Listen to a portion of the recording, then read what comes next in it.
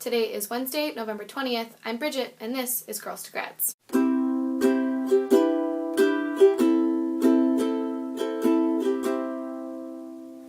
So you know when you have a really great productive day, it could be a Wednesday, and you keep thinking to yourself, though you're getting a lot done, I keep forgetting something. What am I forgetting? I'm forgetting something. Senior moment.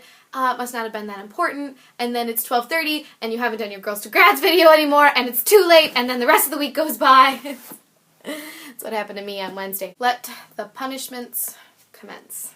I want to talk a little bit today about the journey that I have taken since I graduated from college in April.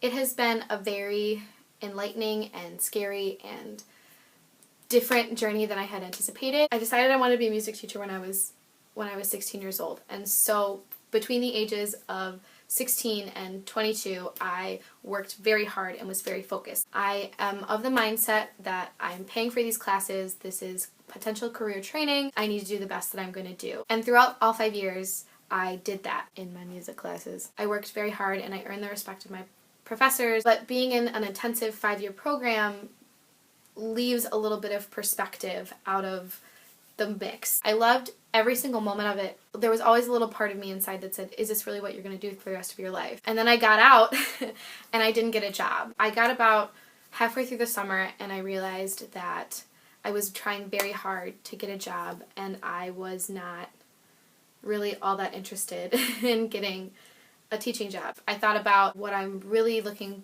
for in my life and I realized that I don't actually know what that is. The problem with being hyper-focused for 6 years throughout your adolescence and into adulthood is that when you get room and time to breathe, all of a sudden that doesn't matter as much anymore.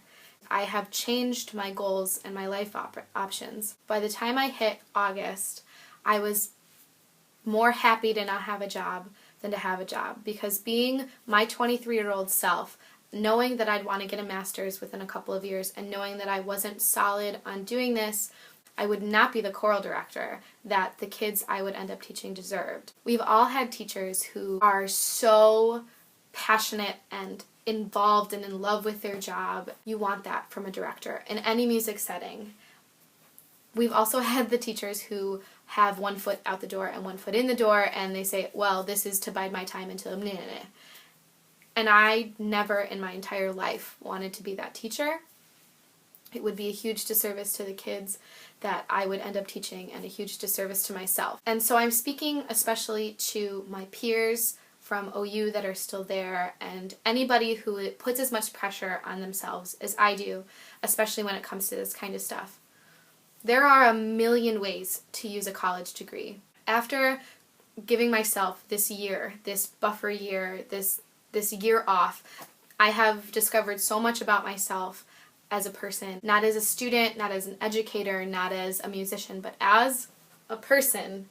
There is so much world out there. You can do anything you want. And that amount of choice, after having so much specificity for so long, was really scary to me. But it's been amazing. And so don't be afraid to go after that. Don't be afraid to change your mind. I was very scared to come out and say, I don't want to be a classroom teacher anymore. I'm going to be fine. You're going to be fine. We're all going to be fine. But I do trust that the people that I know who are going into education are going to be the people that belong there, even if I'm not in those ranks.